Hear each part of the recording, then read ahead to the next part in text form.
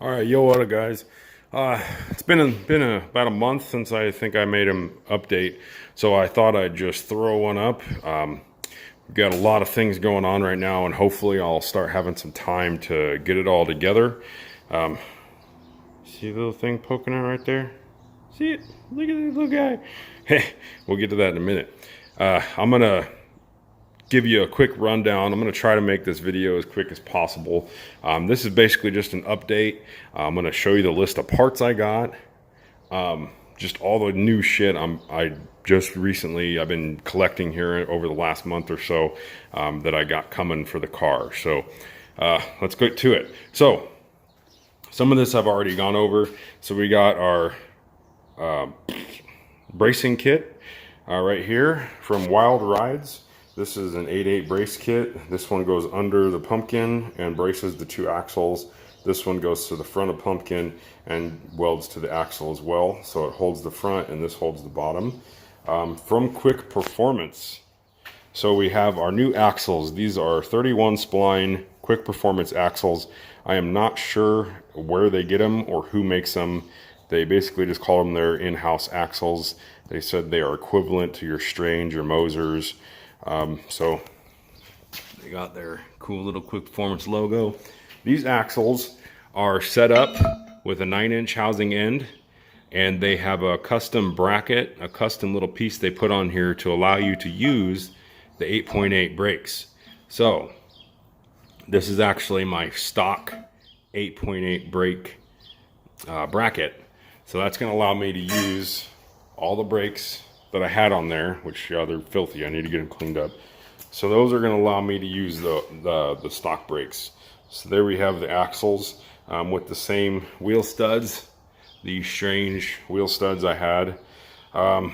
Next in line, I'm going to do a fluid change. So we got a TCI TH400 filter kit right here. This comes with a gasket, but I'm not going to use it. I already have the polyurethane gasket in there. So new filter for the transmission, 5-gallon jug of fluid, and I have 2 more quarts, so I'll use them first, and if I need more, I got 5 gallons here. Next we got gears.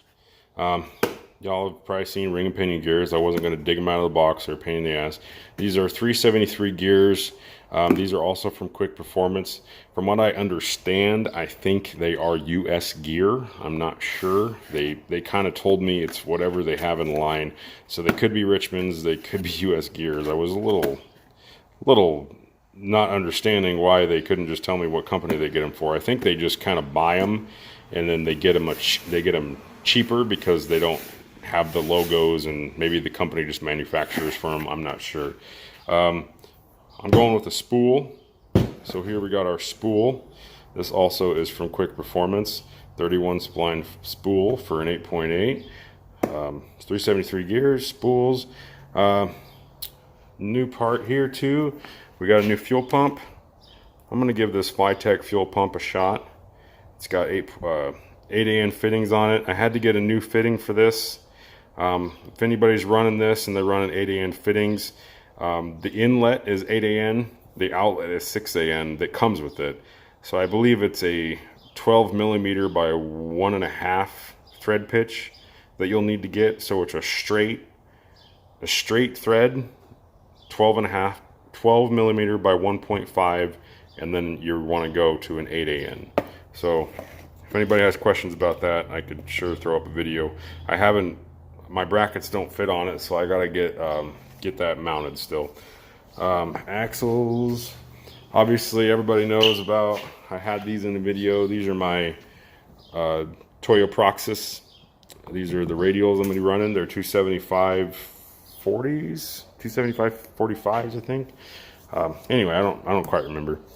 Maybe I got them sitting out here. Yeah, 275 45s. So these are going to go on as soon as I get this rear end put together. I got my Yukon rebuild kit with all Timken bearings. So this is the Yukon gear and axle rebuild kit for an 8.8. This is just basically a ring and pinion installation kit, I guess. New bushings for the spool, new bushings for the ring and pinion, for the pinion, I mean, and then it's got all new shims. It comes with a brush and the paint. It does come with bolts, but we'll get to that.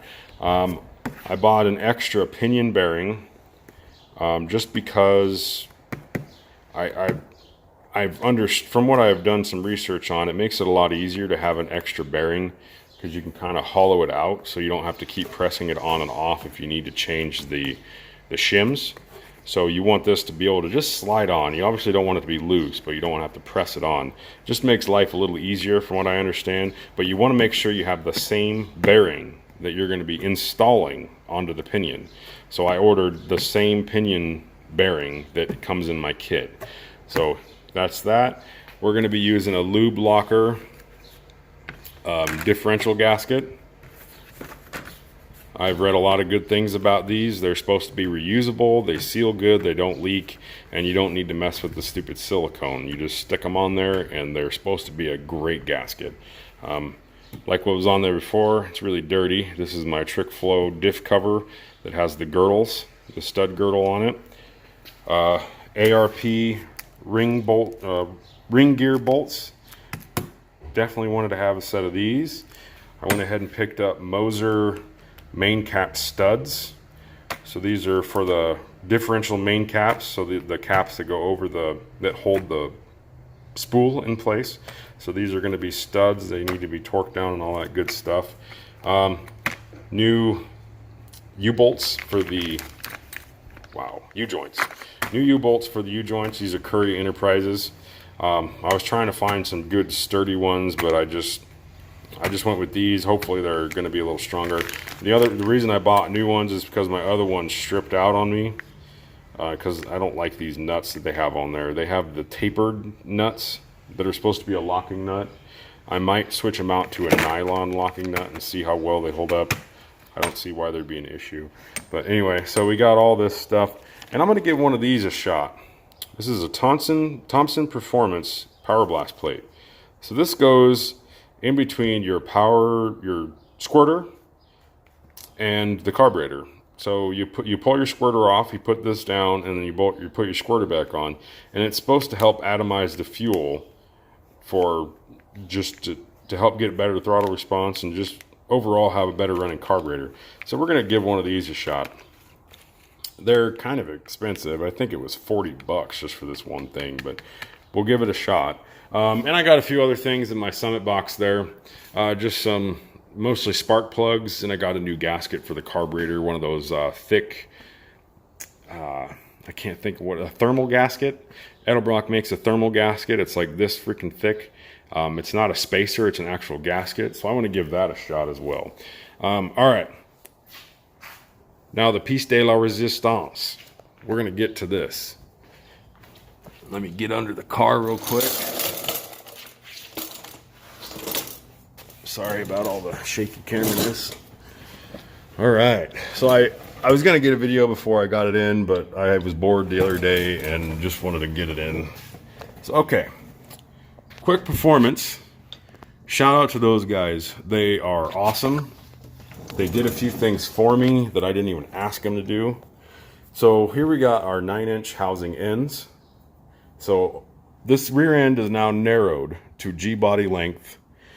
So with the axles and the brakes, this should be 58 inches wide, which is stock G-body lengths. So 9-inch housing ends. These are custom to fit the 8/8 brakes. And then they went ahead and put on these badass lower control arm brackets for me. So these are a G-body bracket now, not a Ford bracket. These are for a G-body. And then we got adjustable holes, so I can now adjust the center of gravity for the launch. I didn't even ask them to do this. They cut off my spring perches and welded these badass looking ones on here, probably because mine were really jankety and they did not like them and they didn't want them to leave their shop like that. So they went ahead and put these on there. They didn't even charge me for that. So that shout out to those guys for hooking me up like that. I really appreciate it. They welded the axle tubes for me. So these are fully welded all the way around. And I think it looks fucking awesome. I could not be happier with how this rear end turned out. So I was gonna get it powder coated, and then I wasn't, and I think I am now again. So also, one part I didn't throw in the video was these. I ordered some new upper control arm bushings. These are from LMR. These are just billet control arm bushings for an 8.8. I like these much more than the Steedas, because the one Steeda bushing I had was really stiff and the other one was really loose. These ones, they're both about medium. This one's not super stiff, but it also doesn't just flop around in there. So these are LMR upper control arm bushings for an 8.8. Sorry, I'm wiggling the camera a bunch. And I like them much more than the Steedas. They were actually about the same damn price, I think. So I got that going for me. So anyway, big things coming.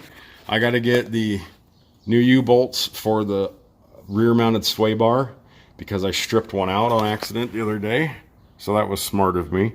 And then I'm going to start mounting my sway bar, and I need to make some adjustments to the brace bar that comes under here, because my sway bar mounts about right here, and that brace comes from about down here, and it actually goes all the way out to here. So it's not going to clear my sway bar, so I'm going to need to shorten it up a little bit, and I'm going to have it connect just before the sway bar. So I got to get that figured out, but I got to get new U-bolts for that damn thing, because I stripped it out, like I said. So yeah, strangely enough, it's becoming a pain in the ass to find U-bolts for this. But anyway, yeah, we just got it mounted in here the other day. I haven't messed with it. It's not quite set in there right. I don't know if I need to adjust these. I believe the guy told me the top hole was stock location, but I'm starting to wonder if it's not, because my perches are tilting back towards the back of the car. So we'll have to figure that part out. Hopefully I don't need to do anything with the uppers, because I can't get them any shorter. So we'll see. I might need to extend the lower arms, and we'll see if that works. But overall, guys, real excited to have this thing back. All this fabrication work, plus all the parts, the axles, the spool, spool, gears, axle, spools, and gears. All of this was $1,100. So a little pricey. I'm still in this less than I would be a 9-inch, and I don't plan on going 1,000+ horse like I thought about doing in the past. This thing will probably maybe hit 700 at most. I'm thinking I want to turn this just into a badass little all-around street strip car. I don't want no turbos, no supercharger, no nothing on this, just all motor. And this is gonna work just fine for what I want, and I'm still probably $1,000. I'm still in it under $1,000 than I would have been buying a 9-inch that's set up the way I'd want it. So, all right, guys, I'm gonna quit talking your ear off. Hopefully, this kind of gives you a rundown of what I got going on, and I hope I can get some new videos popping up soon. Later.